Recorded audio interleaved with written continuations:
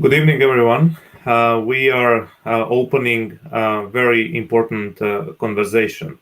It is a conversation about this abolition of slavery in Romania. It is an important conversation, and it's not going to be an easy conversation.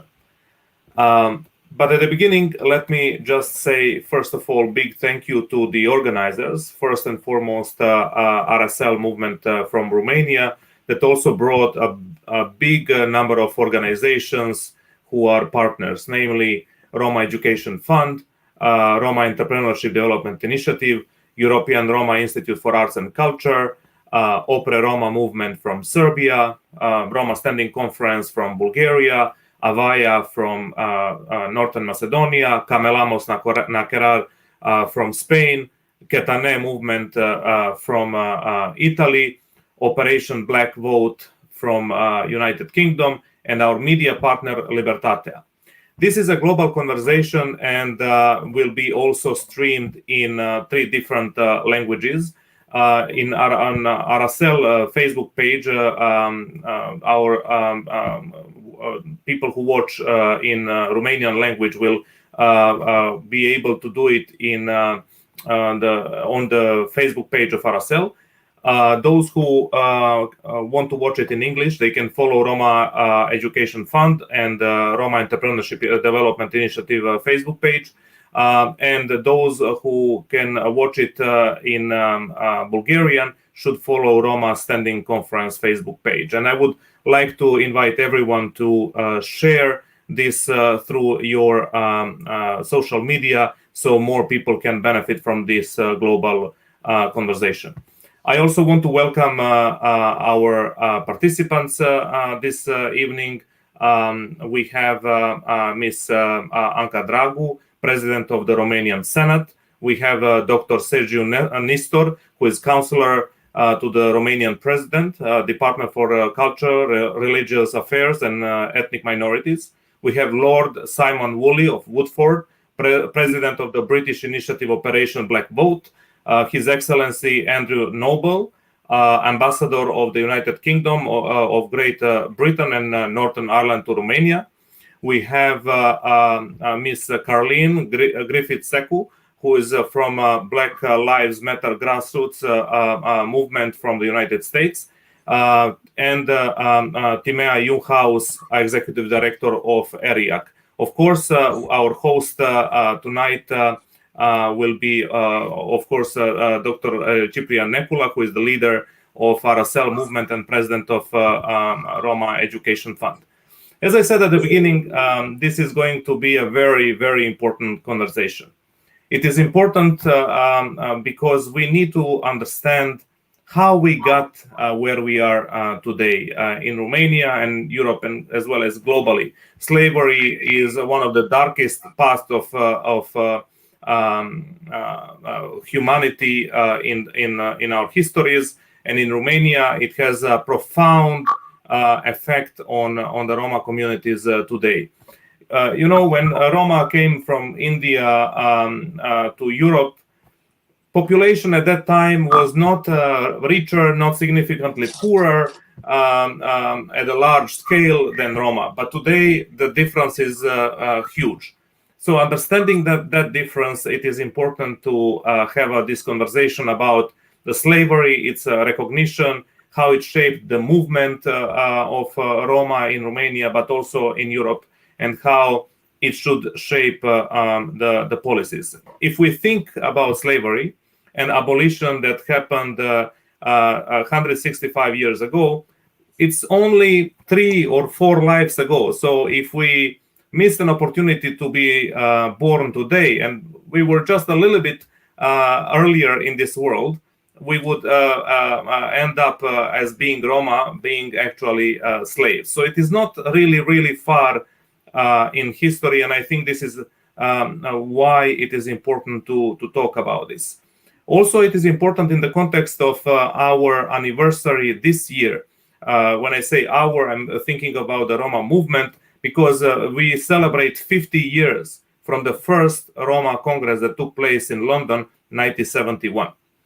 But this is also a difficult conversation. It is difficult because it is not easy to talk about these things as a part of collective experience of a nation. It is much easier to build a sense of identity on heroism, on pride of past achievements, than on the past that is about suffering that was inflicted by a group of people over another, and they happen to be in the same nation today. It is also about the difficulty because we have in Romania to recognize important advancement in terms of the recognition. There is an official day in Romania that is about the slavery of Roma, or abolition of slavery. The Romanian president almost every year now, in the last couple of years, sends very important messages. We have here, of course, high-level officials of the Romanian politics, and it's an important step forward. At the same time, we still see persistent racism against Roma in all the countries, including Romania, which talks a lot about the denial and perhaps ignorance in the population. So that's why it is not enough to have only officials taking responsibility for their statements. We also need to have the overall population aware of what happened during the slavery, how abolition impacted the lives of Romanians and the lives of Roma and the Romanian state, and what it means for today in terms of us taking responsibility for the legacy of slavery. So with this in mind, I'm trying tonight to have a conversation with very distinguished participants. We have a very distinguished panel, and we will have a conversation in the following way. We will start with the statements of Dr. Nistor on behalf of Romanian President and Dr. Ciprian Necula.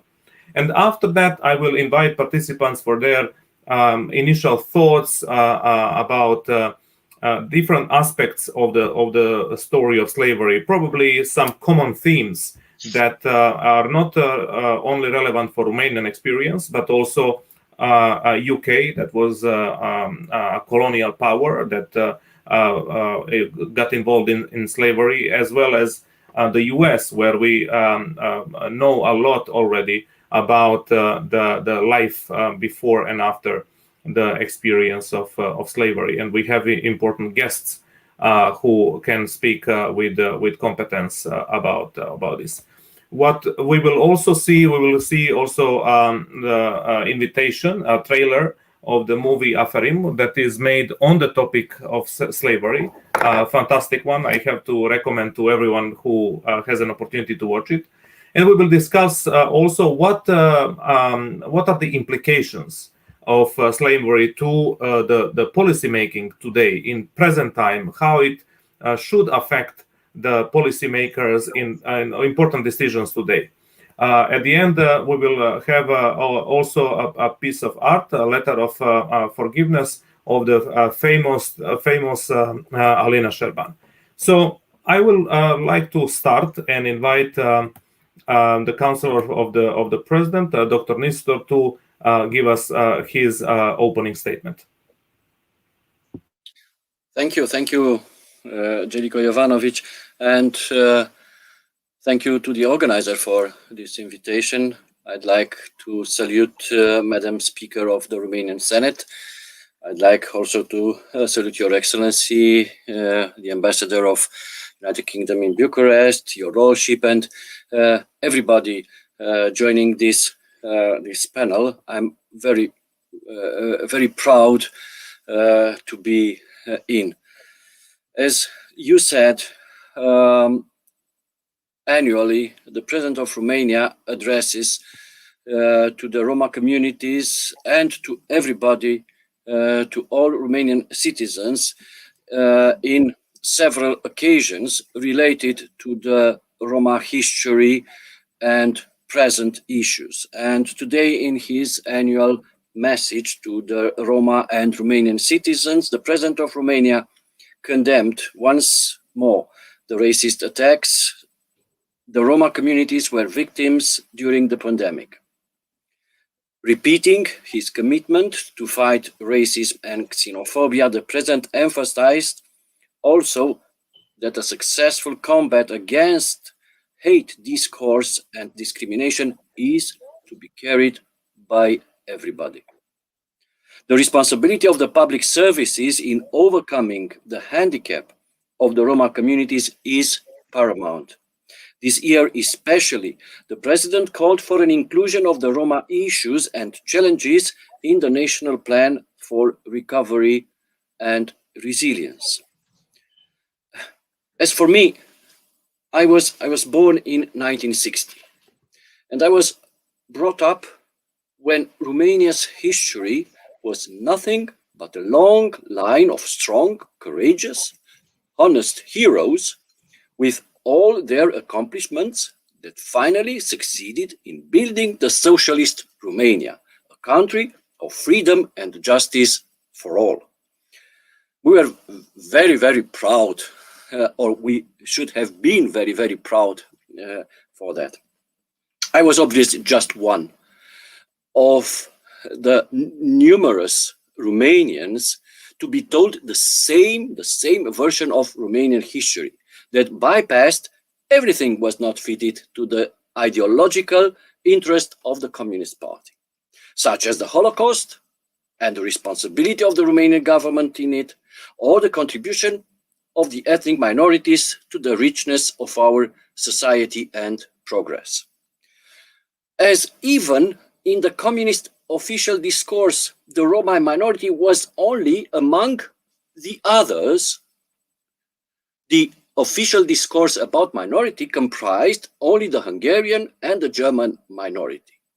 It is easy to understand then why, for the majority of the population in 1990 and immediately after, Roma history and Roma existence within the Romanian society was either an obscure subject or an embarrassment with respect to the bright colors of the official history. For example, there was no awareness at all about the fact that the Romania Great Union achieved in 1918 was endorsed also by the Roma minority in Transylvania. This rather long introduction is meant to highlight the crucial importance of recognition and memory, and to emphasize about the long journey from the 1990 lack of awareness to 20 years after the legal recognition of the Roma identity, of the Roma Holocaust, of the Roma slavery and its abolition, and for the first strategies for the improvement of the Roma situation and the fight against Roma discrimination. But on the other hand, one has to be aware that all these important official statements did not change automatically and immediately the social reality. Roma people still face an important educational, sanitary, employment, and housing handicap. Roma citizens, and Ciprian Necula knows very well, faced administrative problems in receiving their identity papers. Roma citizens are often the subject of the hate discourse.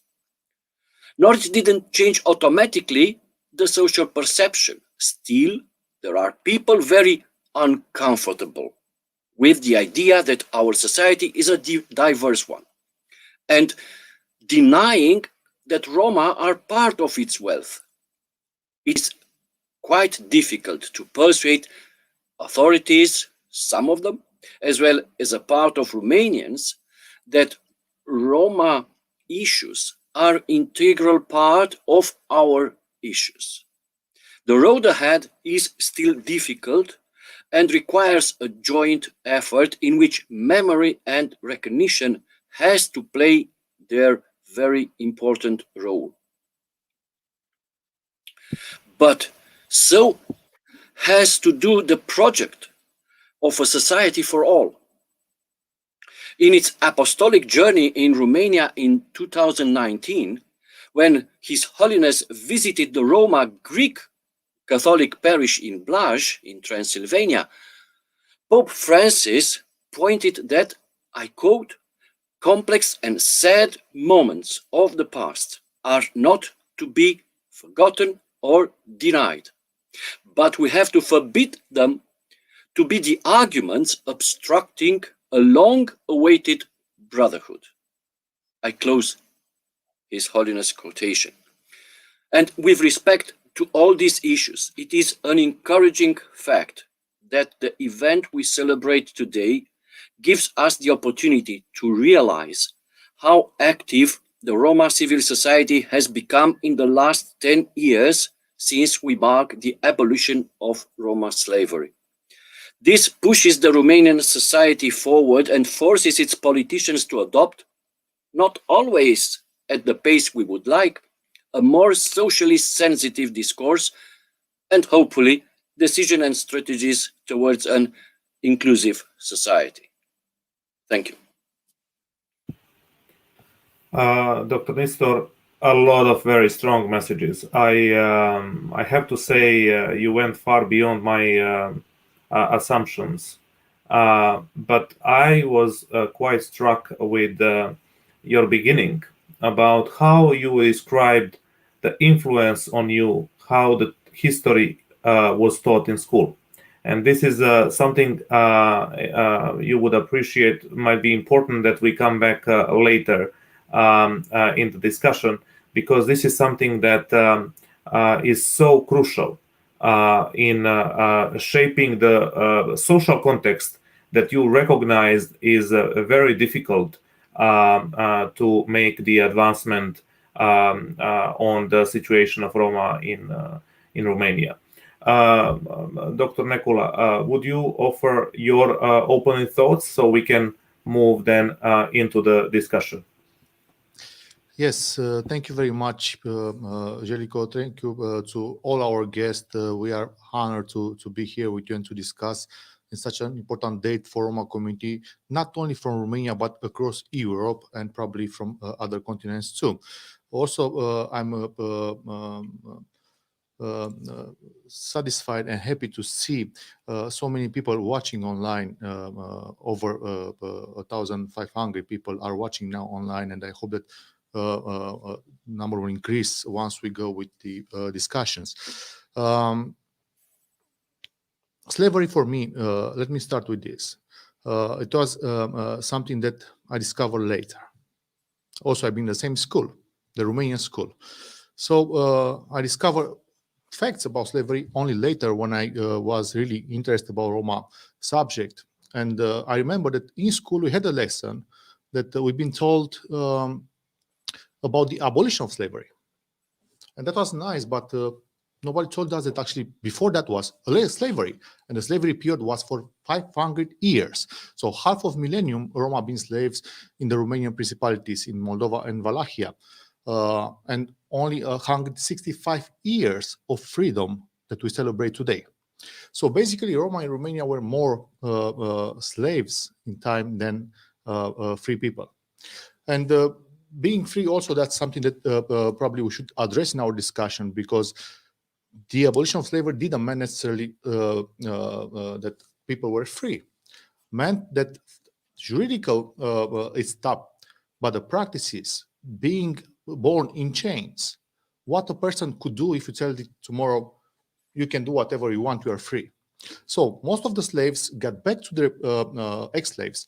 They got back to their masters and continue to be slaves for them, because also probably Stockholm syndrome or other forms that people didn't know what to do with that freedom. Plus, we should say that too, the ones that freed their slaves, they were convinced to do that because the state was paying against the slaves. So they were accumulating some capital to free the slaves, while Roma slaves didn't get anything as policy. So they were just free people. And free people meant also taxpayers, meant also that you have the responsibility to organize your life in a different way than you used to do. which was really complicated for most of the people. That's why probably we still have near the main monasteries, Orthodox monasteries in Romania, big Roma settlements. That's an explanation of anthropologists and people that were studying this phenomenon in recent times. Not only that, slavery in Romania was similar from many points of view to what we see in American films with African American community. People were sold. There were markets for that. People could be separated, families. Babies were sold in a different way, places, and so on. So it's the same dramatic history that we don't know too much in Romania. And we don't know too much exactly for the reason that Mr. Nistor mentioned. In the history books, we have such a little information about this. And besides that, I'm wondering, and I've been writing an article some 10 years ago about this subject, what is the cost of the slavery for today Roma? How this affects the Roma community, and what is the contribution of this previous status to the gap that we see today, social and economical gaps. And I listed three types of cost. It's economic, and the contribution of Roma as slaves to the Romanians was impressive. If somebody will count out with economical means, then social cost and the dispersion of Roma, and also the division of Roma, it is a direct effect of what slavery produced on Roma. And moreover, probably the image of Roma as inferior, that is still valid today. It is something inherited from that period of time. So I mentioned that because I think there is a link between what happened 166 years ago and our times. I think for what will follow as public policies, as investments, we should take into account also this issue and invest in two sides. First of all, to reduce the gaps that we have in social and economical life. And second, very important, for memorialization. I'll tell you something personal. Usually nations have some symbols, and they are celebrating around or crying around, or it's a mutual emotion around it. We in Romania, we started celebrating abolition of slavery immediately after the 90s. And the only place that we could go to celebrate that is the statue of Mihail Cogălnicianu, one of the great Romanian intellectual and political leader that contributed to the abolition of slavery. But this is the only place that we could go to do it and to celebrate. Monuments are missing. In the museums, we don't have this information. In the history books, as well, is missing. So probably we should think not only for Roma, but for everybody, because this is not the history of Roma, it's the history of Romania, in which Roma was part of it. So probably we should have a better overview on our own history and reconcile and look to the future. What we can do together to overcome the issues that we have still in Romania in this relationship, Roma and the majority of the population. Thank you. Thank you, Ciprian. A lot of aspects that we should discuss, including what Dr. Nistor also shared as his personal experience of learning history as a way of building a collective memory in the nation. You also spoke about the way you learned about slavery, and this is where I would like to start the conversation. I hope our participants would not mind if I firstly contextualize this topic in the global parameters. Slavery is not peculiar to Romania. It is a peculiar experience that we know of in the context of Roma in Europe, but it is not peculiar to Romania. It was a European invention that was then exported to the rest of the world. And this is where I would like to start. I would like to start with Lord Simon Woolley, and I would invite him to speak a little bit about the issue of recognition, because this is so important for any nation, any population that we want to talk in today's contemporary terms. How is the experience of the British society in the sense of recognizing the Britain's role or United Kingdom's role in the slavery, and how the society copes with that? And I also want to invite His Excellency Mr. Noble to contribute after Simon, so we get a little bit of picture how it looks in a different context on the same experience. Thank you, Jellicoe. And let me first begin by thanking the organizers of this extremely important discussion that is barely had in Eastern Europe, in Europe, or on a global level. The enslavement of Roma. We know much about the enslavement of Africans. And the first thing I want to begin with is really the language, because like our two speakers before, who barely knew about their own history, because it's the victors who write the history books, and they seek to tell it through their own lens, which negates our reality. And the first thing that I would say is this, is that the people that we're talking about are not Roma slaves. Because for Roma people, they were not slaves. They were brothers and sisters and daughters and aunties and uncles. So first of all, we have to change the language. These were Roma people enslaved. They were your family, your cousins, your loved ones. So they are not slaves. They were enslaved, is the first thing. Second thing is, this was a global phenomena of white supremacy that behaved in the most wretched way that humanity can. And as Cyprian said, not for weeks or months, but for centuries. And what we also need to understand is this, is that the culture of slavery, of the enslavement of people, has made our societies what they are today. So you cannot say this happened a long time ago. And here's a crystal clear example of that. The minister said that he lamented deeply that during another dark moment that we have seen across the globe, the COVID-19 pandemic,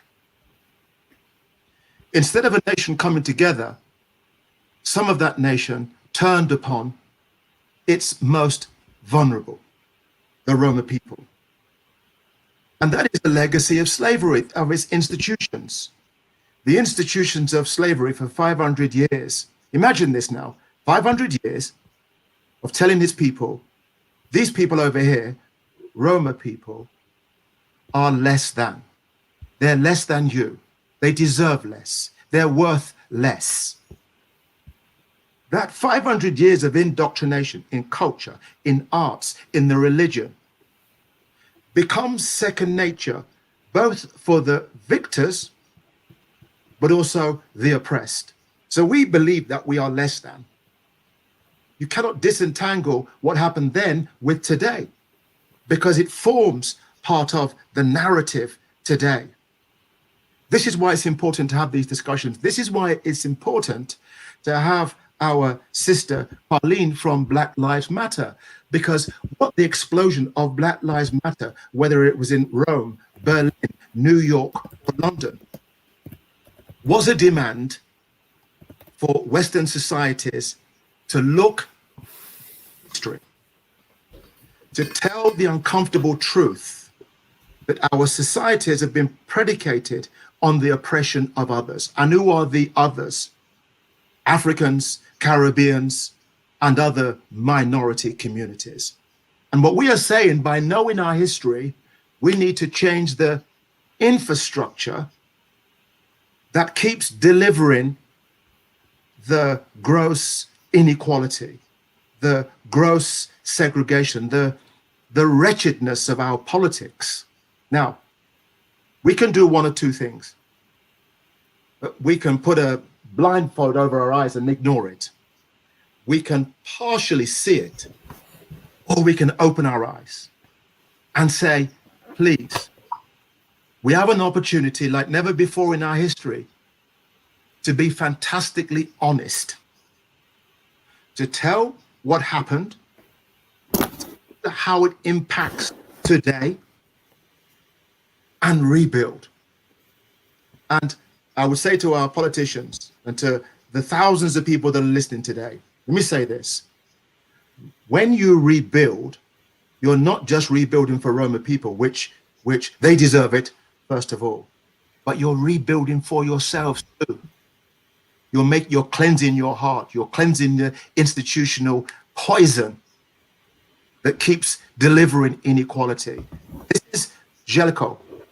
You have no idea how important this discussion is. I hope from this discussion, I heard it from Cyprian earlier on today. He said to me, Brother Simon, and I am his brother. We, like I am yours. Your struggle is mine, mine is yours. But from this discussion today, I am hoping that all participants, the thousands on this call, will write to demand for Europe and beyond that we have a Roma History Week. Every week designated to understanding this dark history so we can come out that much better. Thank you very much, Simon. These are really powerful ideas. When you say we have to change the language, that Roma are not slaves per definition. This is not our characteristic that we chose. We were enslaved.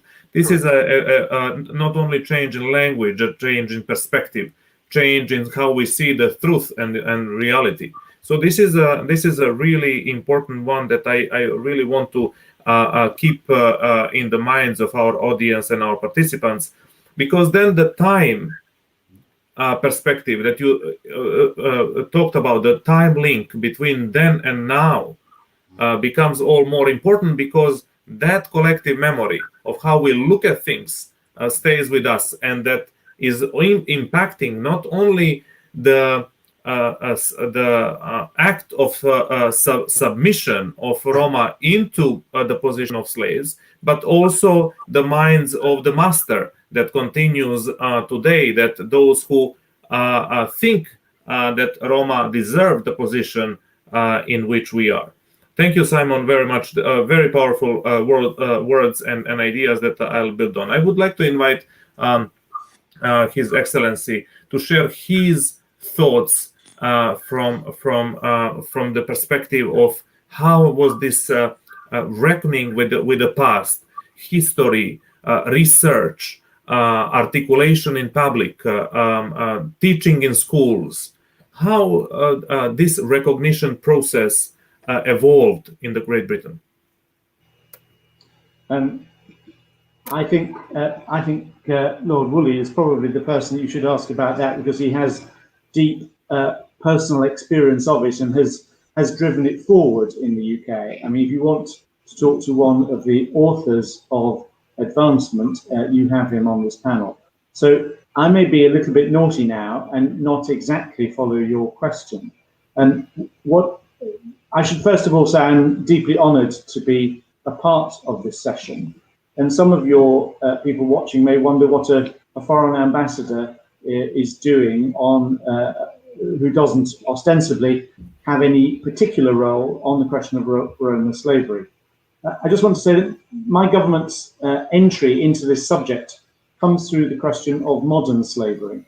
The thousands and thousands of people in our societies who are locked in similar conditions to those experienced by enslaved peoples of centuries gone by, who have no control over their lives, who are treated by their masters, owners, as if they belong to them. And regrettably, amongst the number of people trafficked internationally and locked in a modern form of slavery, Romanian citizens are a very high proportion, and in the UK are very one of the biggest nationalities of modern slavery victims. And that's what we as an embassy are working with the Romanian government on. Now, one of the big reasons we think why there are so many Romanian victims of modern slavery and of human trafficking is because of the problem associated with poverty in Romania. And we come right up against the legacy of slavery. And though I think it's important that we are celebrating tonight the event of 165 years ago and the ending of slavery, we need to be much more aware of what the slavery meant. But in particular, that the ending of slavery wasn't the start of freedom. It was freedom only from being a slave. You were no longer owned by somebody, but you were dumped. You were, as a former enslaved member of the Romanian community, you were suddenly there and you weren't anybody's property, but nor did you have any other means of providing your livelihood. And 165 years on, the legacy of slavery is, I'm afraid, far too prominent in Romania.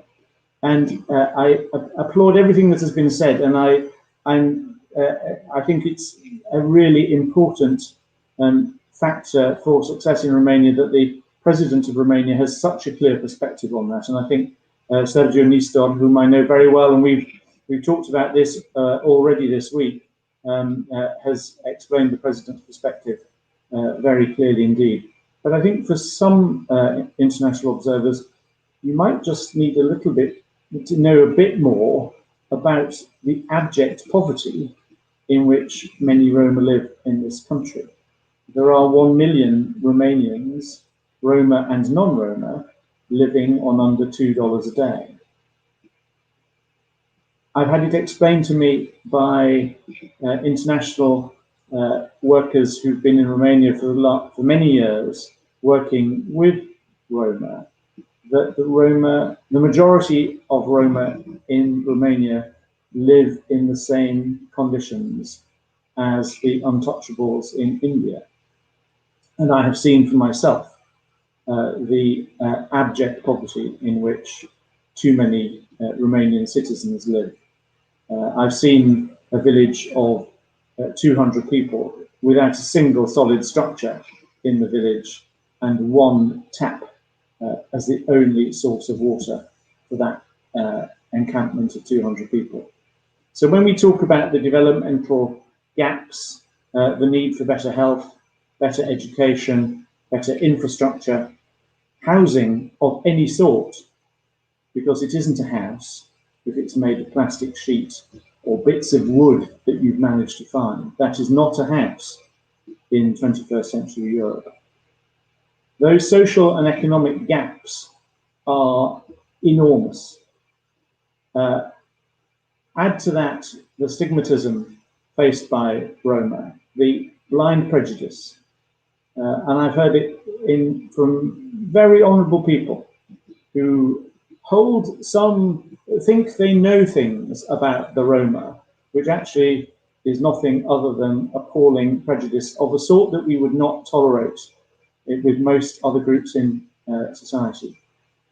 And coming back to your question, which I didn't want to completely ignore, I think Black Lives Matter campaign is hugely important for Romania. Unfortunately, it didn't have a very great resonance in this country.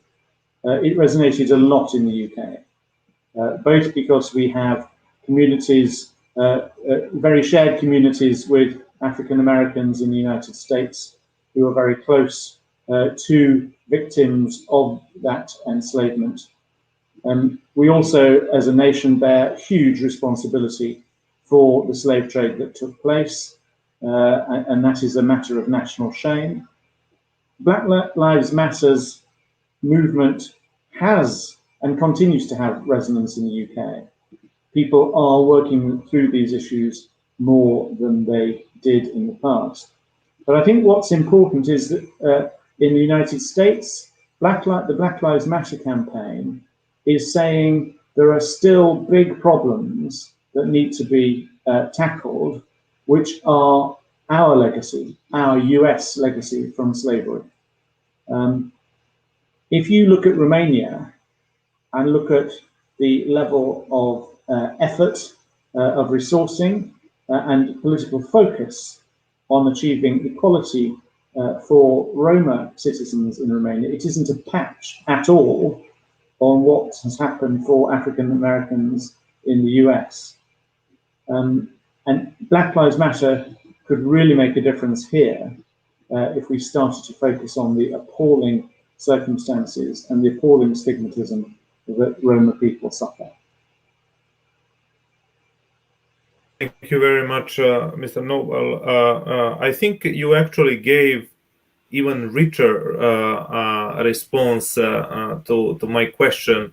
I'm really intrigued by how you described the impact or a cost of Romanian slavery on Britain, so much that Britain needs to take it as its foreign policy initiative, its foreign policy task when it comes to Romania, that you connect how the spillover effects of impoverishment of the Roma people today link in this time perspective that Simon talked about, linked with the slavery, actually impact the Britain today, and Britain has a concern about that. It is also important that you mentioned the Black Lives Matter and how its global reach affects deep wounds within the society in the United Kingdom. And this is, I think, a chance and an opportunity to bring Carleen in discussion. This is a moment in which we all hope to hear from her from the perspective of Black Lives Matter. But I also think even beyond Black Lives Matter and before Black Lives Matter, I think there is a huge tradition of grappling with the legacy. And what do we actually know today, what American society recognizes or still denies? That is an important perspective to hear from. Carleen, please. Hi, greetings, everyone. I am thankful and really honored to be a part of this conversation. So to my distinguished co-panelists, to my wonderful colleague, Magda Mataki, who is my Romanian sister that I met a few years ago through our mutual struggle. I happen to be a PhD student at Harvard University and also a local community organizer, as you've noted, with Black Lives Matter, as well as the national organization Grassroots, which is a part of the Global Network Foundation. In addition, I've also, through my own project, the Dignity Project International, have traveled extensively doing human rights work around and including Black liberation. So for those of us who are our guests who are commenting about solidarity, we have begun to build solidarity across the Romani and Black liberation struggle, and to include Dalit liberation struggle and the Palestinian liberation struggle. The threads are coming together because, you know, as Martin Luther King told us, injustice anywhere is a threat to justice everywhere. And so to your direct question, Ciprian, I am really glad that Lord Woolley mentioned this notion of language, right? That we must change the language. Human beings were enslaved. and not just enslaved, but commodified and made property. This also begins to reorient our conceptual imagination around who then is human. Because for people of African descent, this question was being debated through the Iberian Peninsula between the Portuguese slave trade and the Spaniard back in 1492, right? Coupled, so the pre-formation of capitalism and the genesis of religion codifying what constitutes a human, right? And it would be morally vacuous of me to not name that indigenous populations, the indigenous populations of the Americas, as were the indigenous populations of North America, became a part of this conversation. You had indigenous peoples and you have African peoples, peoples of African descent who were not considered to be fully human unless somehow missionized and converted to a particular religion, right? And so when we are talking about enslavement, we are talking about a holistic creation of systematized hierarchies of humanities in which people of African descent then were codified as non-human. And later, within the US context, codified as only 3/5 of human beings when statehood and state nation making, statecraft was being generated. And so our historical struggle has been one of reaffirming our humanity, not asking permission to be humans, but reaffirming what Africans knew in African civilizations, pre-colonialism, post-colonialism, and now neocolonialism, what Africans have always known.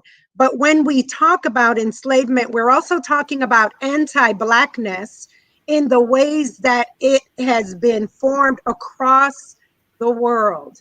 Afrophobia, a fear and an intrinsic devaluation of people of African descent by European folks and folks who are white adjacent or proximal, right? And we're talking about anti-Blackness. So the struggle within the United States has been for human rights first, an affirmation, reaffirmation, and an institutionalization of our sacred and infinite worth and dignity as a people, and a rebellion against the extractive nature of capitalism, which built this nation and its wealth on the backs of the enslaved through human trafficking, right? And that is to say material wealth, so economic wealth, but also through cultural wealth, through our contributions to everything from the arts to science to music and culture, right? To the very mechanisms through which this nation state gains its vibrant and vivacious modes of being, right? And spirituality to every facet of this country. And so we are demanding that our humanity, as any other humanity, we say Black Lives Matter because we know Black lives have always mattered. It is a lie to say that we have not contributed, right? It is dishonest, in addition to immoral, to say that Black lives have not mattered. We know we have always mattered, but we also need this to be reflected in policies that are that integrate, that are inclusive of our economic and educational and freedom of movement, in healthcare, in all facets of society, that supports our flourishing. So from Reconstruction to the ending of separate and unequal policies during Jim Crow, to our integration into the education system, to the inequities and disproportionality where Black folk in the United States are excluded from healthcare, right? But I want to go back to where I started initially, in the imagination of those who are in power, right? Of those who are the arbiters of power and access. Black bodies do not receive, Black humanity do not receive equal treatment and access to high quality health care and education, right? And housing. The pandemic has made those fault lines brutally visible. The pandemic reveals the pre-existent pandemic of white supremacy and racism. And so this is what we are grappling with, right? The prison industrial complex is only but one way. What Michelle Alexander calls the new Jim Crow. And mass incarceration has now become the new way of enslaving Black bodies and making a profit off enslavement. Corporate profiteering of jails, of jailing Black and brown bodies, but disproportionately Black bodies, dictate that prisons are 90% at all times have occupancy, right? And if it is not, the federal government then pays for empty beds. So you see that tied to things such as the 1994 crime bill that was authored by Bill Clinton and the current president, Joe Biden, right? That cracked down on violent crimes, that created vicious profiling, occupation within Black communities, through stop and frisk, through profiling, through jailing, through 3 strikes and you're out. We have lost a generation of Black young men and women to the prison industrial complex. But it isn't because Black people are intrinsically and inherently more criminal than anybody else. We are not, right? And people say, what about Black on Black crimes? Well, Black people don't commit more crimes against Black people than white people commit against white people or Asians or any other group of people, right? But these laws are racially biased to incarcerate and to cage Black bodies for profit. And prison labor then persists as the afterlife of slavery, right? As the living history of slavery and enslavement of Black bodies that signifies to us that we must continue, and in fact, we will continue to fight for equality within the United States and in solidarity with other Black diasporas, such as those in the UK, in the Caribbean, in Africa. The afterlife and legacies of colonialism is still very much at work on the African continent, right? The extractiveness of European nations in Africa and the United States still persists. So the afterlife of slavery and enslavement still is very present for us. And so we're defund the police is one of our greatest outcry right now, but also cut military spending. The imperialist thrust across the world of the United States is still a part of that, because militarized equipment then gets sent, and the mechanisms of control and surveillance are enacted in our very local communities as it is proliferating across the nation to set up shadow governments in Latin America, or mining through Africans in Uganda to supply military equipment and weapons of war across the world. And so these are linked for us. I know I'm probably at time, so I will stop there. The afterlife of slavery persists. Thank you. And so we are still in struggle against that. Thank you very much, Carleen, for this very comprehensive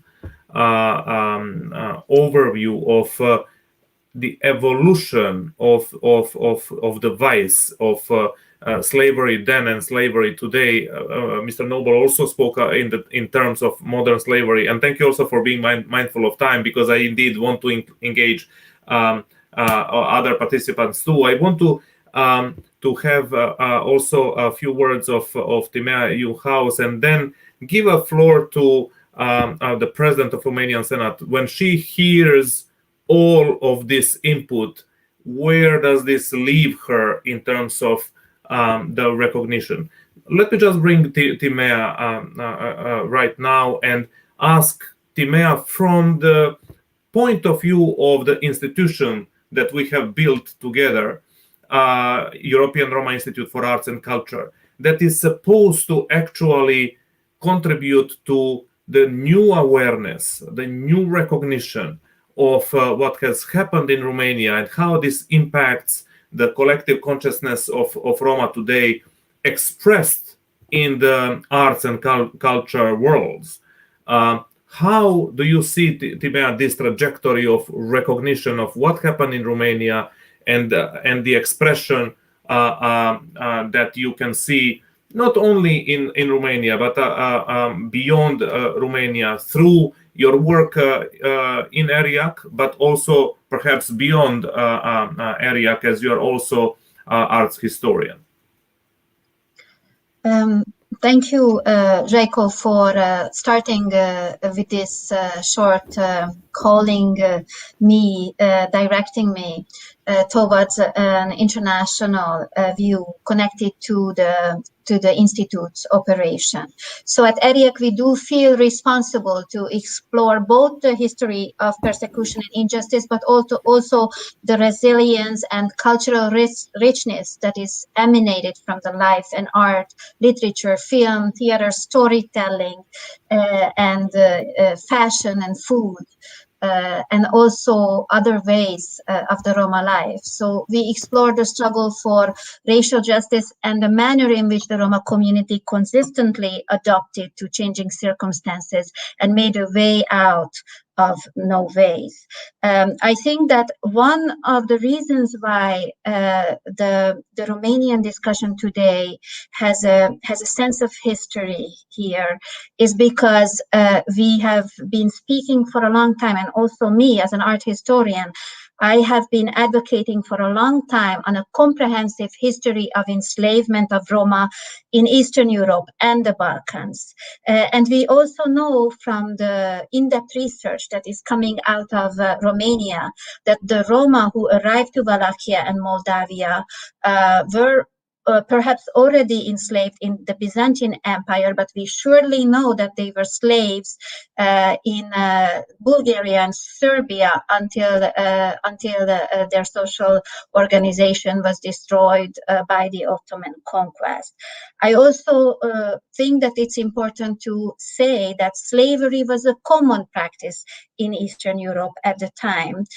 So particularly slaves were taken in Christian Europe, in the Kingdom of Hungary, but not just Roma, but also Black Muslims and Jewish Khazars. So the history of slavery is not just the history of Romania, but the history of Eastern Europe, Eastern and Central Europe, and the Balkans.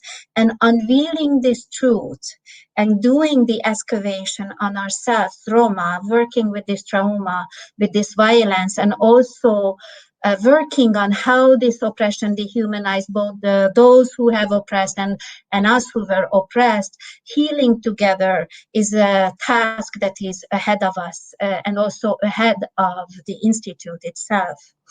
Another thing that I would like to shortly address, I know we are running out of time, so I will be very fast, is that one can tell a great deal about a nation by what it exhibits in its museum's wall, what monuments have been erected in privileged spaces, what national holidays are kept, what patriotic songs the children sing, what is written in the textbooks at schools.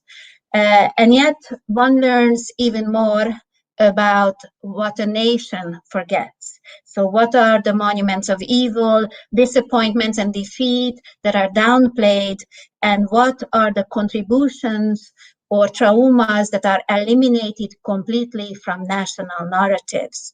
In Europe, this issue of race and the centrality of Roma culture are given very few short sentences in textbooks, completely not present in popular chronicles or not part of national memories. And the places of meaning and memory about Roma history are missing to help all remember not just what they want to remember, but what they need to remember. And we must illuminate the stories and narratives that humanize our history and make visible those traditionally omitted from the countries and Europe's historical memory. And when we tap into people's journeys, we will find the nation, the national stories. And I'm quoting here the founding director of the African American National Museum, Lonnie G. Bunch. So he's the one who says, when we tap into people's journeys, we will find the nation's story.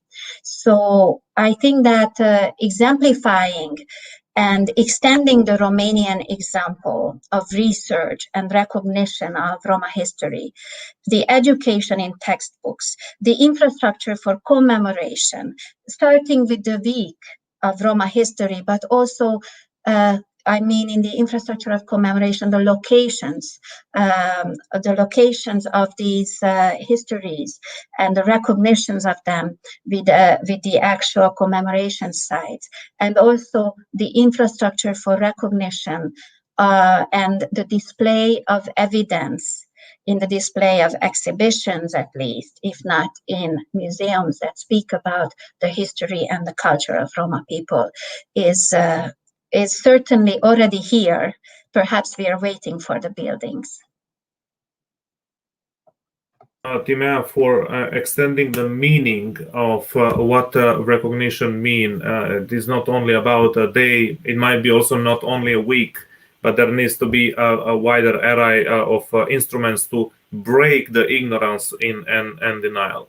So I would really like to finally go to the president of Romanian Senate, Anca Dragu. I know that this is probably a counter protocol that you're coming last, but I wanted to give you an opportunity to put your words in a global context of slavery, that you also hear from Timea European implications and experience of Roma, because you are a friend of Cyprian and of Roma in Romania, and I would not be honest if I would avoid to say that we have lots of hopes and expectations from you, with a good reason.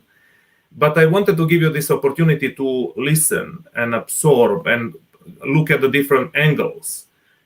Because there is a lot of opportunity, but also responsibility on your shoulders when you look at what needs to be done today and what you can do to contribute. So here is a place in which I wanted to situate you in this wide and deep context. You had a very, very rich set of ideas.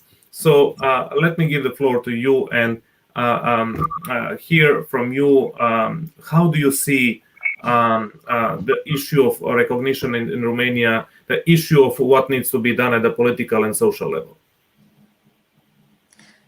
Good evening, everybody, and thank you so much for inviting me this evening to have this debate, and I'm really honored. Thank you, Ciprian.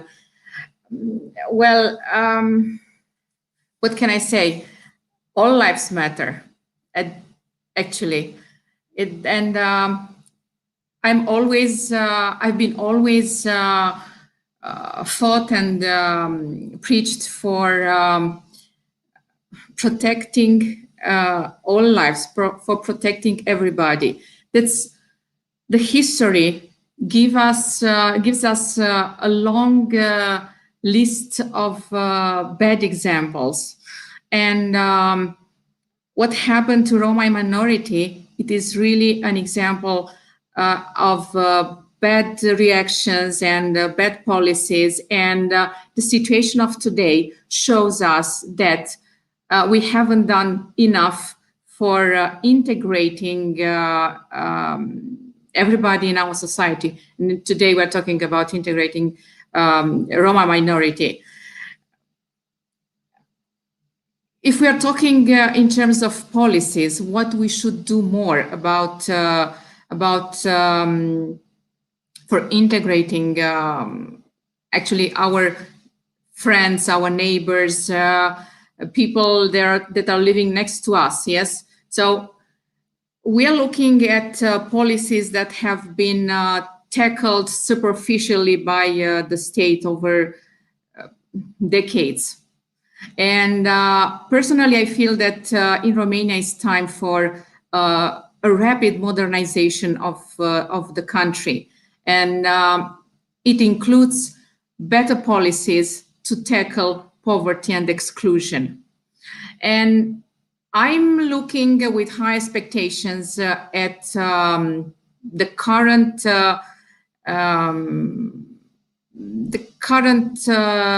influencers, I may say, including NGOs, but also political people.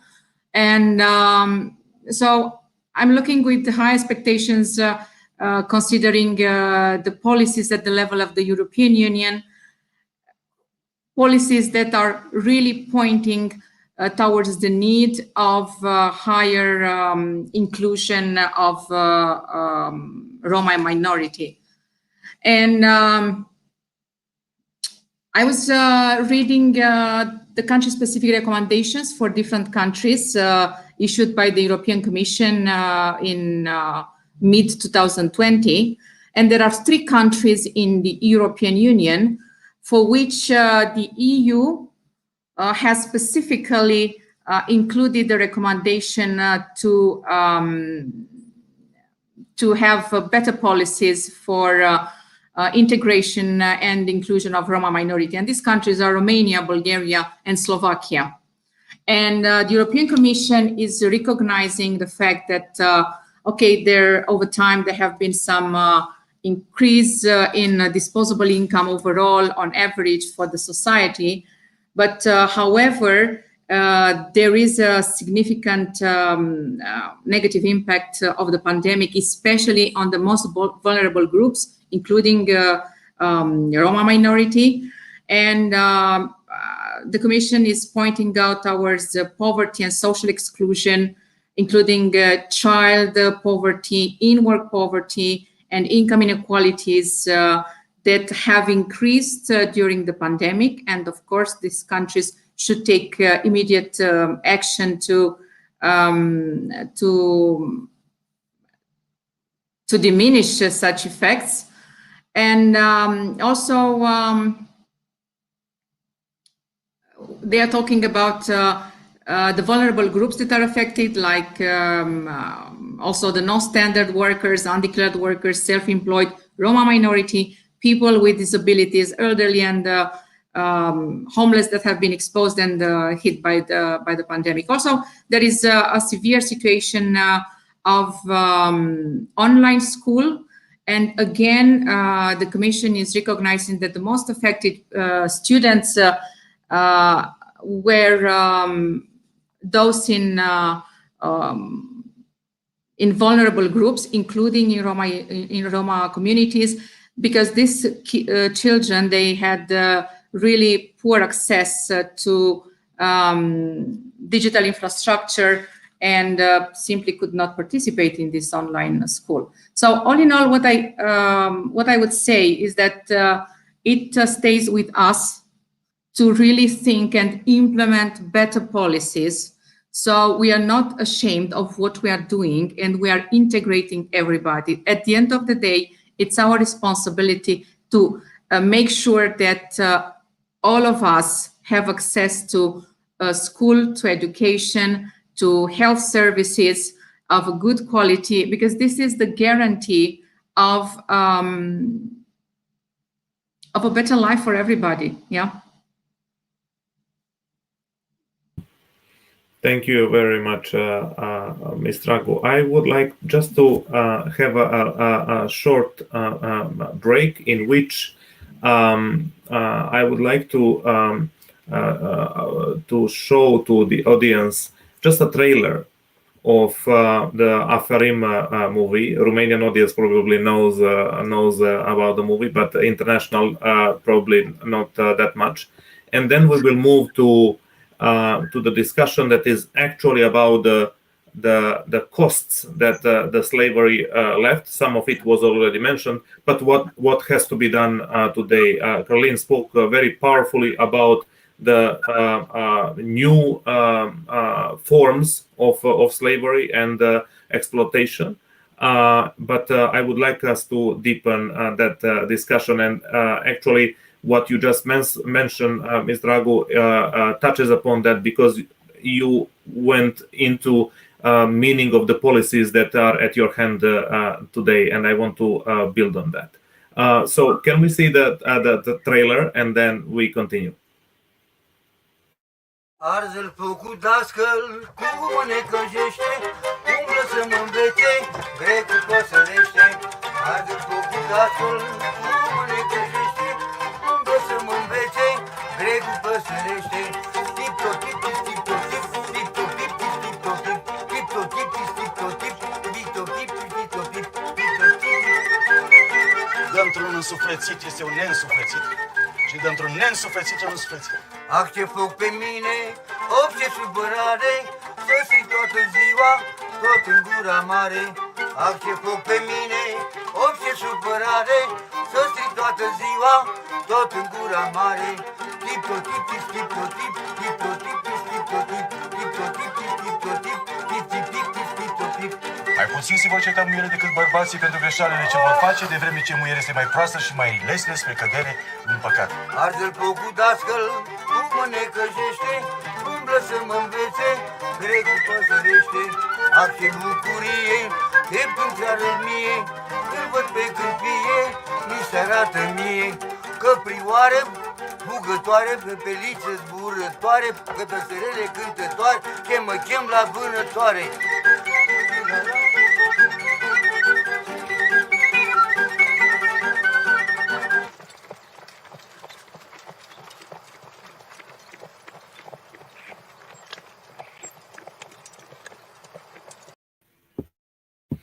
So that's Aferim movie, a very important project for building the public awareness that Dr. Nistor spoke about at the beginning. That is one of the key challenges for politicians today, to move on with the policies to remedy some of the legacy of slavery.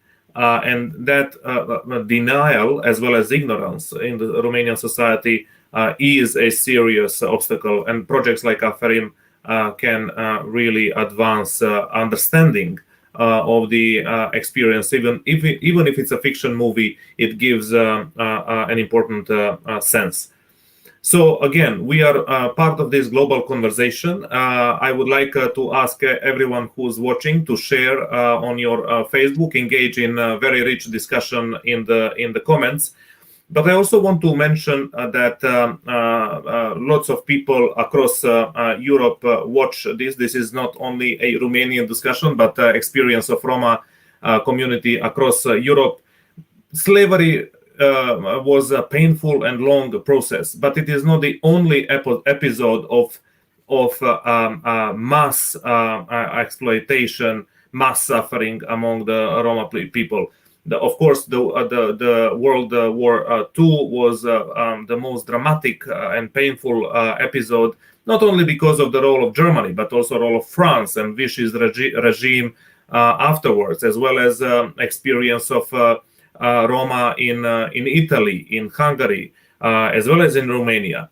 But the experience of this mass suffering is also relevant for Spanish Roma community because of the imprisonment during the Franco's time, as well as for Balkans Roma because of the experience of Roma in Kosovo during the conflict, as well as after the conflict, that the community suffered from interethnic war between Serbs and Albanians, but was also subjected to ethnic cleansing, trafficking of human organs, and so on.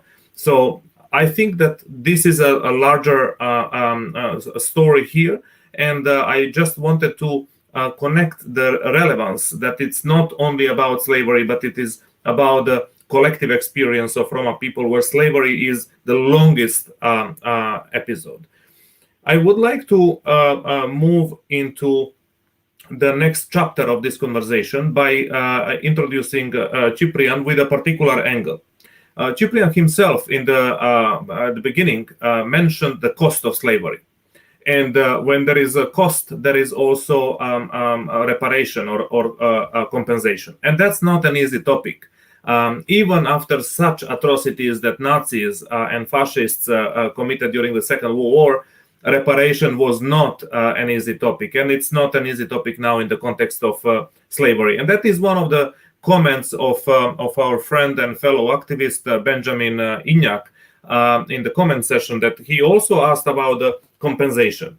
In his doctoral work, Ciprian wrote about compensation. He even tried to calculate the cost of slavery. But it's an interesting fact that once the slavery was abolished, peasants and the church got the compensation, and Roma got nothing. And even today, we see the consequences of that. And today, we have this argument that all lives matter, people have equal rights, everybody has the same chance. But this is actually problematic, because not everyone has the same starting point and the same opportunity. Even on paper, we have equal rights. And this issue of compensation goes deeply into where Ms. Dragu was heading in her intervention when we talk about contemporary policies. So basically, we are here not talking about special programs for Roma as a pity or charity or privilege, as somebody would like to say today. Populists and far right, they speak about Roma being privileged on the back of the majority.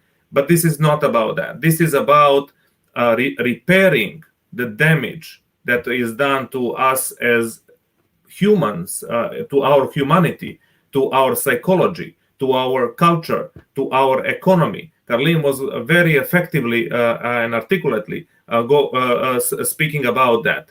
So all this impact, the cost on the Roma, but also cost on Romania, without talking about the benefits, especially economic benefits of Romanians and Romania. So Ciprian, if you start with a point of view that you expressed at the beginning about the cost and implications for politics today, what would you say in the continuation of this discussion?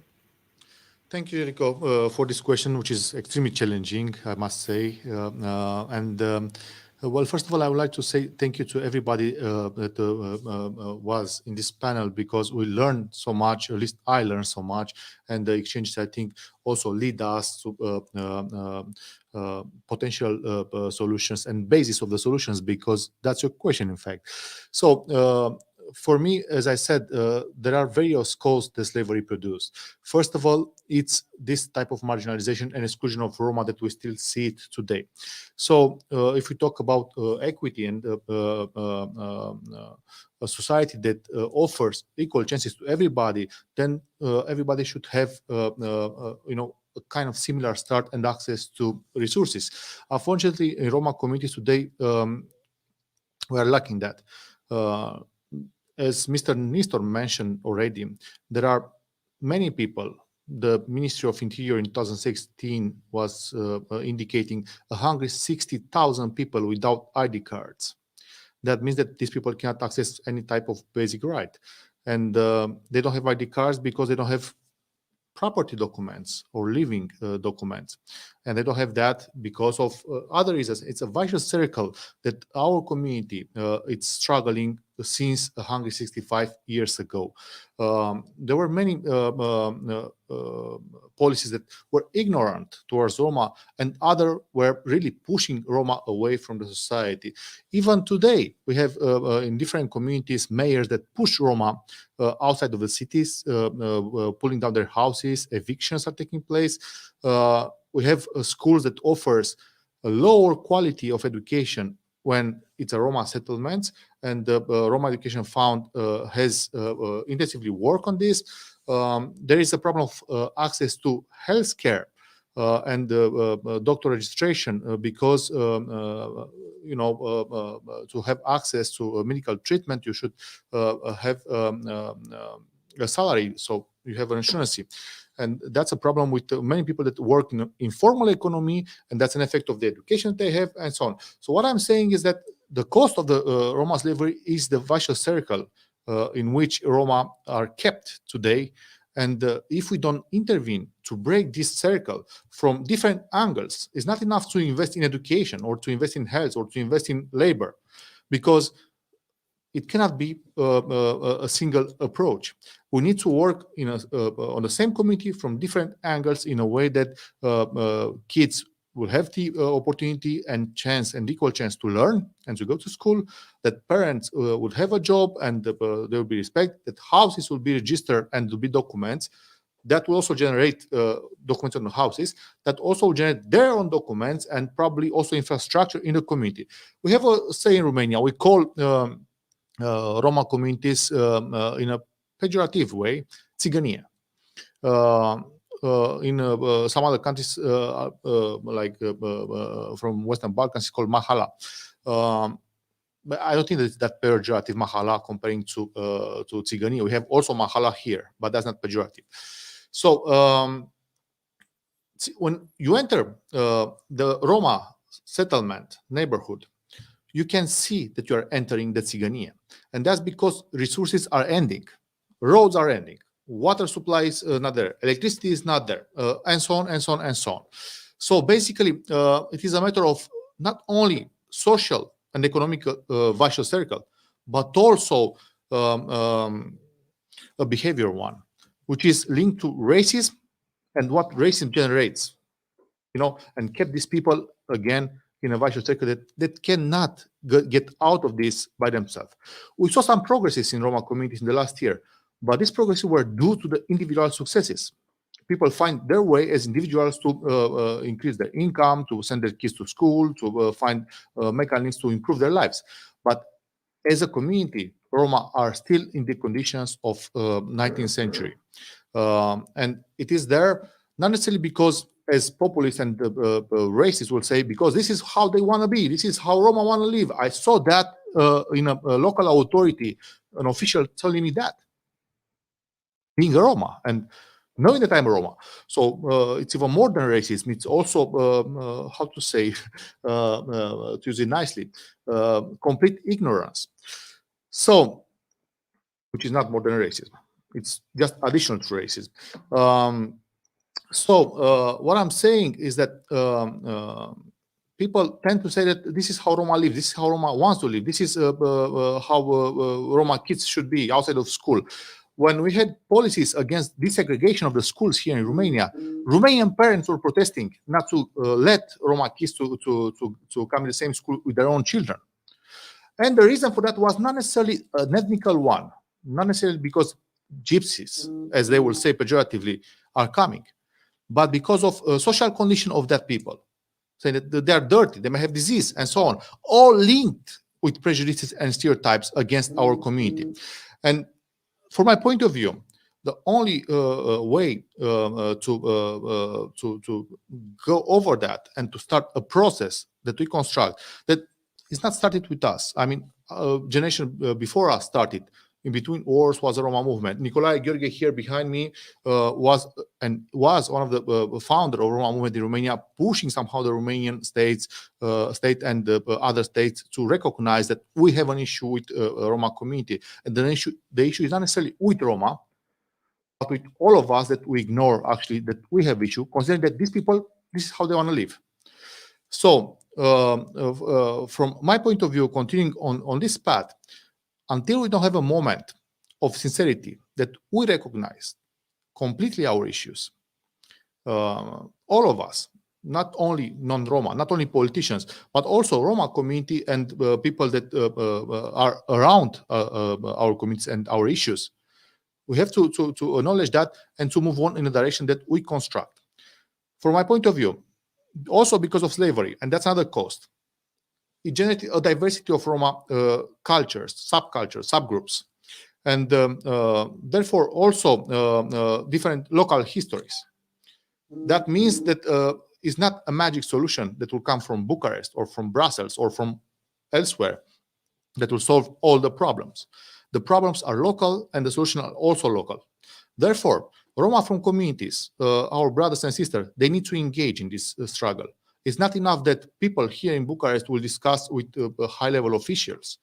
No, also people from the community need to get engaged in this process, and also local authorities should be responsive to the needs, to the expression, to the interest, and to the demands of the Roma community. Because so far, in many communities, and I will stop because I know that time is passing quickly, in many contexts, Roma, well, are necessarily for some politicians to be in these conditions. And that's because, easy to manipulate. People that are living in poverty, excluded, whatever you promise, it will be easy to attract their votes and then to capitalize. And there are mayors that are aware of this and keep their communities as they are, because it is always a source to get a new mandate and a new mandate and a new mandate. Therefore, again, if we have a moment of sincerity, and I think I saw the message of the Romanian president, I hope that Adi will start put it on the screen, which is a strong message against racism and social inclusion of Roma, and the fact that Roma are part of this society. In the Holocaust, Roma were deported along with Jewish and other people. Romanian peasants were fighting in some cases with Romanian police not to take Roma away because Roma had some skills that Romanian peasants didn't. Blacksmiths, for instance, or musicians. They were so included in the local economies. Without blacksmiths, agriculture will die. Nobody could do tools. Or without music, no party. And so on. So what I'm saying is that Roma is not something new here in Romania. We had our contributions over the year, and unfortunately, the cost that we pay because of this history is too high on our shoulders. And we cannot get out without this moment of reconciling the past and move forward in the future with policies that are addressed locally and integrated measures. I want to now get here again. Can you hear me now? Yeah. So I want to bring Lord Simon Woolley here and other international guests in exactly where you ended, about the policies that should be in place today. Simon, from what you've seen in Britain in terms of policies addressing the inequalities that are the legacy of past wrongdoings, and slavery being one of them, but also you spoke and Carleen spoke about what's happening today. What would you recommend from the experience of Britain to Dr. Nistor, to President Dragu? What do you think is necessary to be done? Well, this has been a very rich conversation, and I thank you all for coming to this platform with good spirit, a good heart. I would start as I finished about language. I heard the President Drago talk about all lives matter, and I know that she meant that with a good heart. But we must be mindful the way that we use that phrase, because it's like, for example, if your house was burning and you say all houses matter, or that if you was at for example, a cancer fundraising meeting and that you said there are other diseases too, it moves you away from the problem that you've been tasked to solve, which in this particular case is about the dreadful outcomes, the dreadful treatment of Roma across the world. So what should the response be? First, acknowledgement. Acknowledgement that we have treated these people badly. That, as Ciprian said, even after the enslavement of Roma, we gave compensation to the slavers, not the enslaved. Acknowledgement. Then a plan to look at all our policies. Our policies work against, not for. In education, in jobs, in housing. And you know, to our politicians there, I need you to be brave, because there is a pushback that says, why are we giving extra to these people? We're not giving them extra at all. We are beginning to give a more balanced outcome. So we need to put pressure on here to make it even. It has to be through a policy lens, and we have to accept the lived experience of Roma people and say, we must listen to them, accept their articulation of the lived experience, and act accordingly. And when we do, we must say to everybody, this is for all of us. This benefits all of us. We all become better human beings. Let's be selfish for our country, Romania. And if we're selfish, then we need to unleash talent, creativity, humility, harmony. It's a win-win. But let me say again to our politicians, here's the $1 million question. People will look back at this time on this conversation, and they will say to the Romanian politicians and European politicians, when we were faced with this wonderful debate, how did we respond? What was our action? I hope with all my heart that you will see today as a turning point for the history of Roma people, that you acted with courage and dignity and transformed their lives that benefit everyone. Thank you. And I'm sorry that I can't stay. This has been such a wonderful, wonderful, rich debate. Željko, Ciprian, you have to have it every year, every single year. Make it bigger, better, bolder, bring more people in, bring more politicians in, because we Roma people are not asking for equality, for dignity. They're demanding it, and they are right to.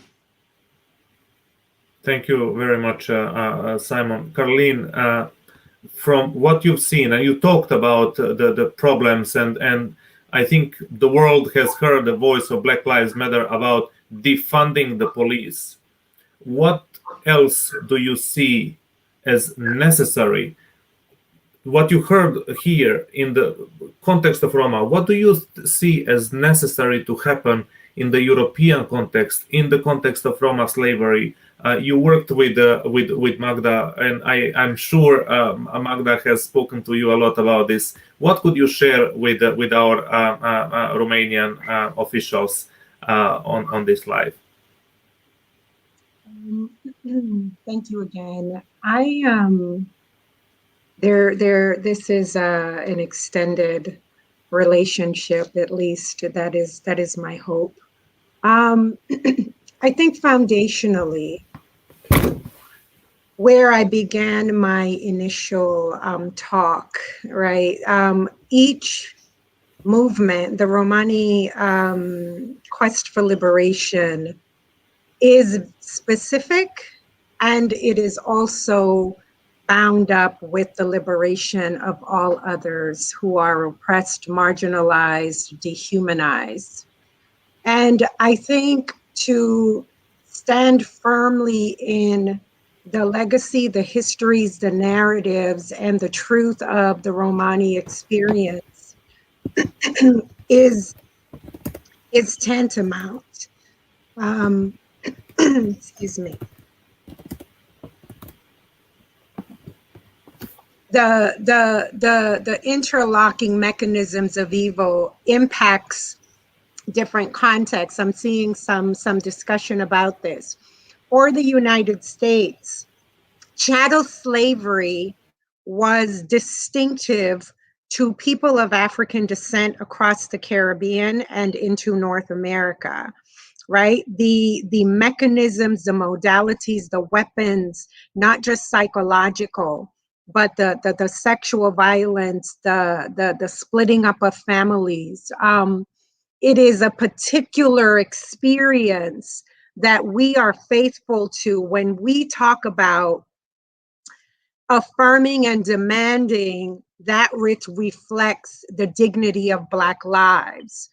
So defunding the police is one cry, but as you saw in the last election, as we have continued to revolt and resist, what Black people in America have been doing is calling forth a higher imagination of what democracy looks like, right?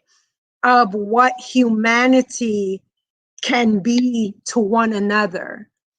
When we say Black Lives Matter, it is a rhetorical defense, a rhetorical strategy that says white supremacy has built a nation that says Black lives do not matter, Indigenous lives do not matter. In fact, women's lives, all women lives, did not matter, right?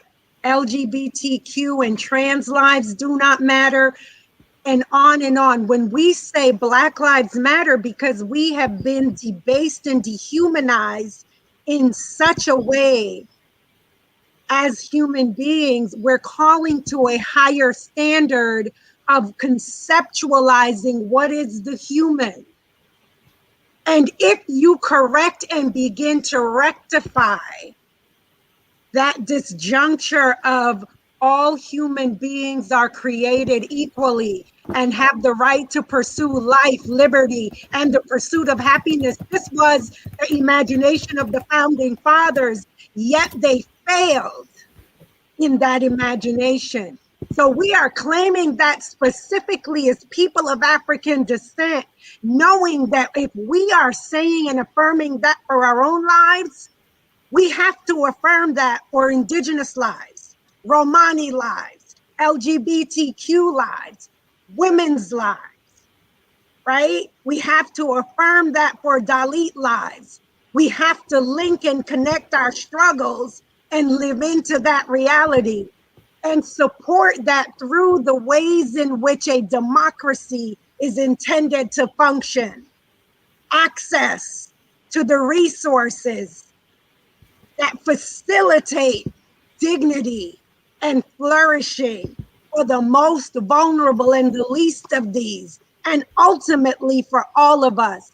And Black Lives Matter believes that world is possible.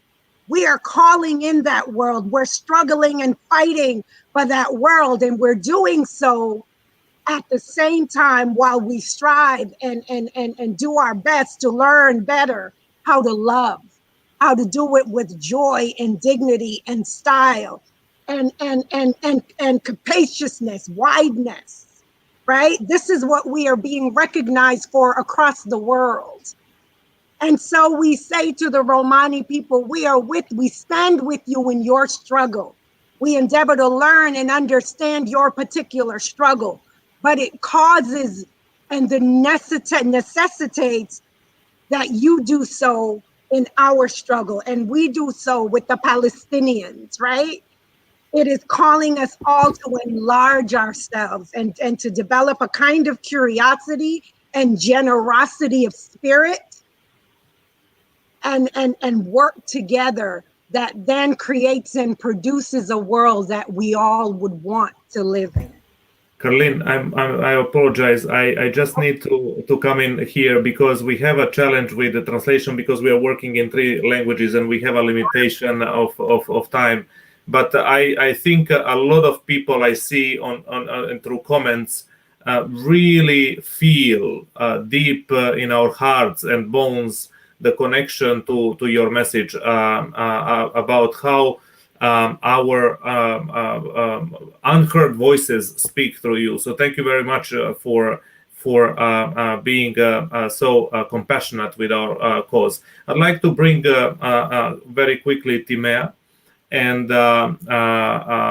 Mr. Noble for quick interventions about what would they recommend to the Romanian authorities in this context, and then we will close with Ms. Dragu and Dr. Nistor. Timea, would you go first? Sure. I think that we can agree that the Roma contribution to the Romanian state, to the Romanian economy, Romanian culture, Romanian history is very strong.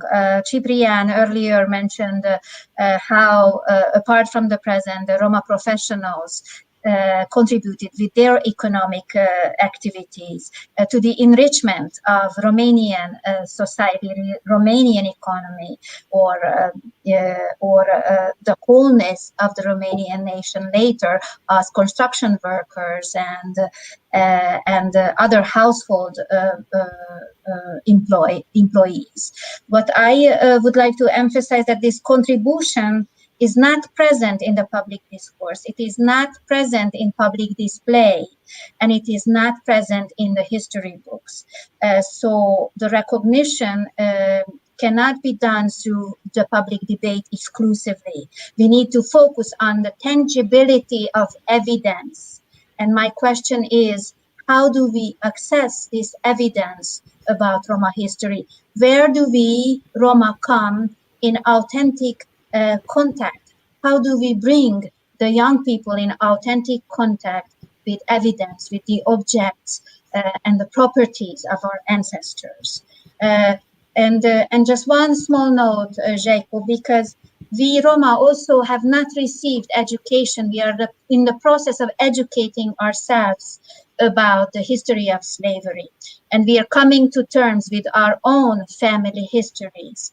And it's very important that as the Holocaust was educated to us as a history of victimhood, this is the moment when we can focus on making sure that the narrative of slavery will also educate another narrative of Roma taking agency, fighting back, fighting for their freedom, looking for different ways to make a living, to find prosperity, to migrate to other possibilities, or simply making a living just so that they could provide for their families and ensure that we can be here today. So I want to make sure that we also excavate for a narrative of agency and self-determination, even in relation with slavery. Fantastic. Thank you so much, Timea. Mr. Noble, would you like to also come in with your key message after this evening to the Romanian authorities? I know that this is not a diplomatic practice. You have your channels of communicating, but what in this public setting you would be able to recommend about what can be done in the near future? Well, I think Madam Speaker and Sergiu Nistor know me very well. We have talked about these issues on past occasions as well, so I think they may forgive me. I think one of the challenges in Romania is that it's not just the Roma who have problems to overcome. There is a wider need of inclusion, whether it's disabled groups or disabilities need a better position in Romanian society, whether they're Romanian speakers or whatever. Romania's history is not yet taught well. It wasn't taught in any way effectively up to 1989. And since then, it's been getting on with the business of developing itself, and it's made enormous progress. The last 25 years of reform have transformed this country and its level of prosperity. And this new government, I'm sure, will carry on.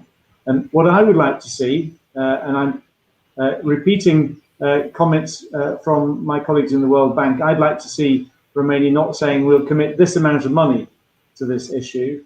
I'd like to see some real world outputs. I'd like to know that we want all Roma people to have an identity document within 2 years. I'd like to see all Roma children living in a solid house within 3 years, 5 years. I think that if success rate at rural schools needs to be equalized with the success rate of urban schools. Now that will take a huge amount of effort, but actually those are the outcomes that really matter. And I think if Romanian governments could set themselves those challenges, then they would be met, because Romania has developed fantastically in the last 25 years. Thank you very much. I think a lot of ideas from the week that is committed to this history, then monuments, building evidence and research, history teaching in schools and universities, a lot of ideas here. So I want to invite Madam Speaker, Anca Dragu, to share her thoughts at the end of this discussion. It was global, it was transnational, it was European. So you heard recommendations. What do you think can be done in the current political context in Romania, and what you personally are ready to push for? Yes, indeed, the recommendations that we were talking here that are also on my agenda and our agenda nowadays. And Ciprian was talking about the lack of papers. And this is an ongoing process that was started in 2016. Indeed, for people without papers, it's really hard to access their rights. Actually, people don't even know their basic rights. And then we need here to encourage the NGOs to go closer to them, but also the state policies to get closer to the people and to make sure that people do know their rights. Yeah, people in these isolated communities. In general, we are talking about Roma minority that are in the most disadvantaged and isolated communities. But it's that is something. An ongoing process that I hope to see progressing really fast. What's very important to know is that recently at the level of the European Commission, there is a strategic framework for equal treatment and inclusion of Roma minority. And it is set a deadline for 2030 to have all EU citizens fully integrated, including Roma minority, including with their diversity and considering the diversity of each group. And this European strategic framework was discussed in the Parliament, was discussed in the European Affairs Committee, where I am part of. And together with a colleague of mine in this committee, Senator Christian Gica, we decided to set up a working group to implement these recommendations and to make sure that all the good practices are really imported in Romania and implemented, so that we reach this objective of full integration by 2030. And last but not least, I'd like to contribute personally to reduce the hate speech, which is one of the real problems and was mentioned by all of you before. Mm-hmm. And today, when I had this post regarding this event, I had several very negative comments, and I banned the people who had, of course, not tolerate the hate speech. And I think it is part of the process of acknowledgement, of knowing the history, of knowing how much slavery hurt.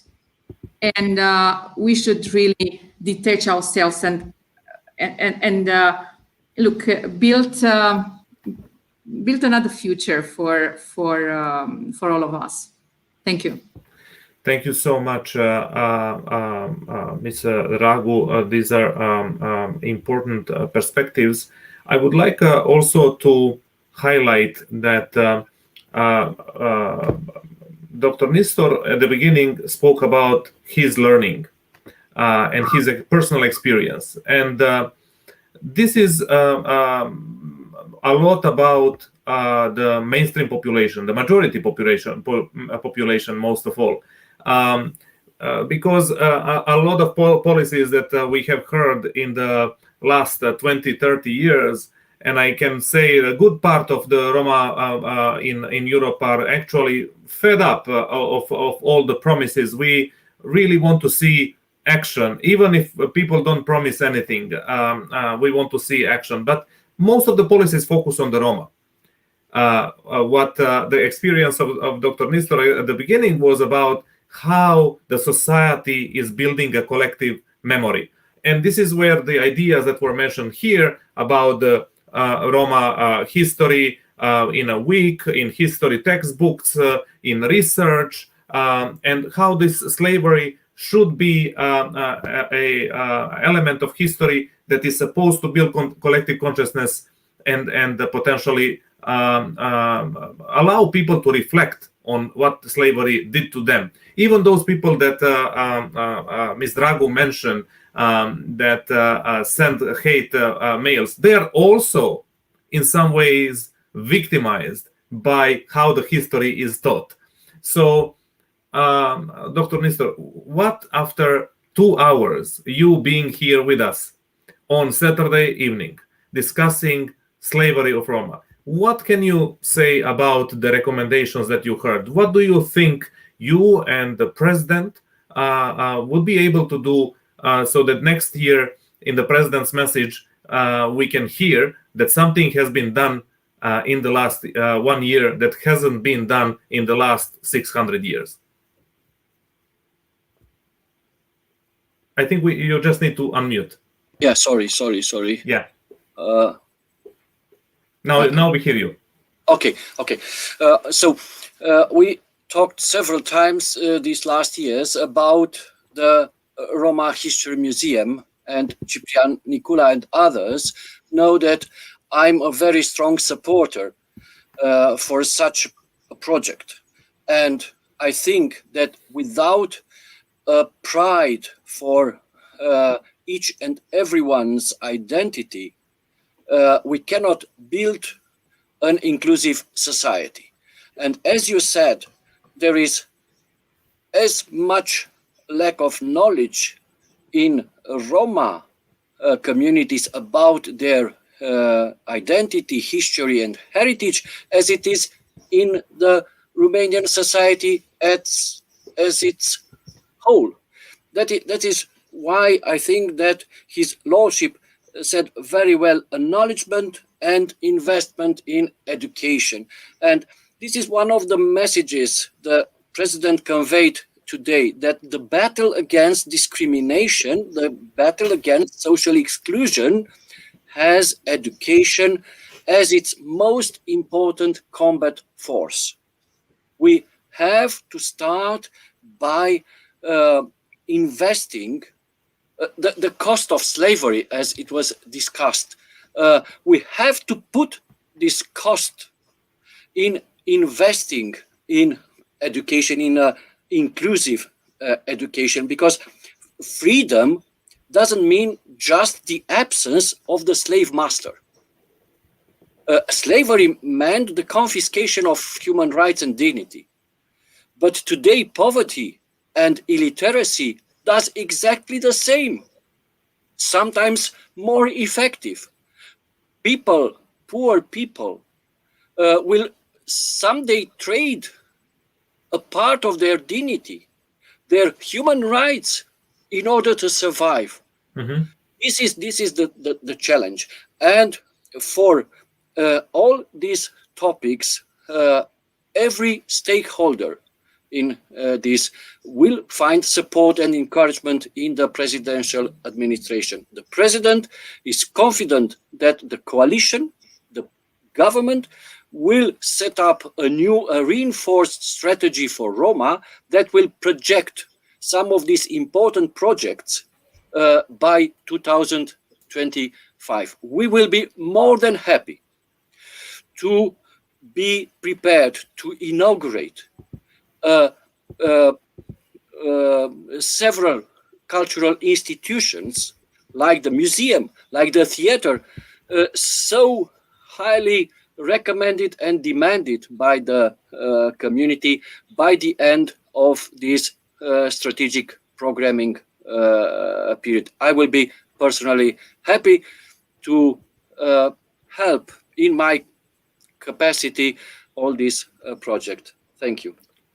Thank you so much, Dr. Nistor. This is a really, really essential point that you made about freedom, that freedom is not absence of slavery.